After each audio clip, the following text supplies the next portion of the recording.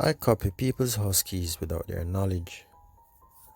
I think it comes from when my parents would lock me out as punishment by chasing the house passcodes when I was little, or from being house insecure from when I was about 19-20. Now I'm 21, but I have a distinct fear of being locked out and losing access to places. Almost any time I move, change jobs, if there are keys involved, or even desk keys, or if someone lends me their house keys, I make a copy of all the keys that can be copied and I don't tell anyone.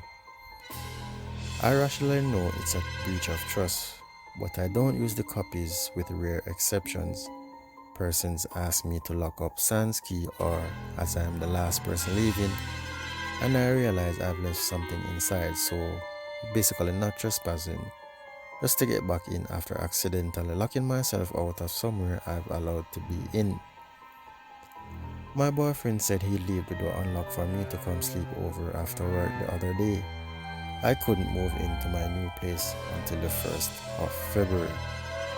But this roommate accidentally locked the back door, and by the time I got there, my boyfriend was already asleep and not answering his phone.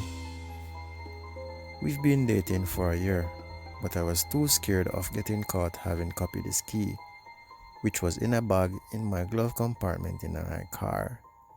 So I just left him a voicemail, laid down behind the seat of my car to sleep, and I cried.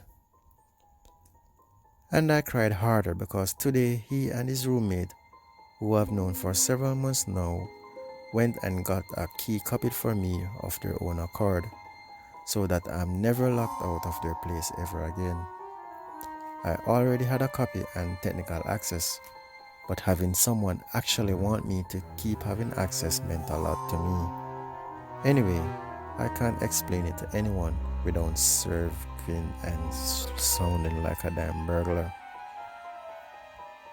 One of the times my father locked me out when I was 14. I was assaulted, and it happened again when I was 19 and the guy I was staying with at the time locked me the hell out. I have been to therapy through my college, but I didn't find it very helpful, and it was limited to 3 sessions per full-time semester anyways. Blah. I can't fully afford to go back to therapy, though my boyfriend did offer to help me pay for it. He's older and makes a lot more than I could do and afford to. He could also afford it, but I don't know about making him take on any of my financial burdens. I'm a pretty private person outside of these confessions, and he thinks I only need therapy for anorexia. My fear is of losing access to shelter. That is, if I was in the neighborhood of persons whose key I copied, I could go bang on their door in an emergency, and if they weren't home, I'd still be able to get in and lock up behind myself. I know, I'm not sounding rational, but it's also not really about the person either. It definitely helps that I now have a car I can lock myself in. I want to stop feeling like I have to copy keys all the time and even to eventually destroy the copies I have made over the years.